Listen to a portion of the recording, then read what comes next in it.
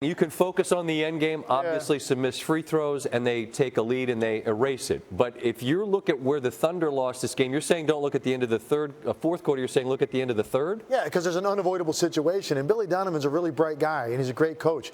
You've got 3-star players. At no point in the second half of any game that's up for grabs should all 3 of those guys be out at the same time. Doesn't make sense. Stagger minutes. You have somebody to run the offense through. If you look at the end of the third quarter, Paul George comes out with 3 minutes left in the quarter. Westbrook comes out with 2 minutes left in the quarter. And Melo comes out for the last 90 seconds. They got a 7-point lead, and the Celtics close on a 7-2 run. So now all that work that your stars did in the third quarter to feel really good about yourself, to have a 7-point lead, which maybe gets to 9 or 10 by the time you start the fourth quarter, now is gone. The building got rocking. It's a 2-point game. Celtics feel really good about themselves, and the Thunder not so much. And my point is, do you lose the game there? No, but you make it harder to win it on the road on a night when it's completely unavoidable with 3 guys. Stagger the minutes, have one of them out there at all times. It's interesting because anytime Westbrook would go to the bench in the playoffs last year and they saw leads go away, and you think, well, that's kind of all they had. But to the point you're making here is you've got other guys that can shoulder the load, so why have all of them on the bench at once? I think it's a great question. You're out there with Felton, Ferguson, Grant,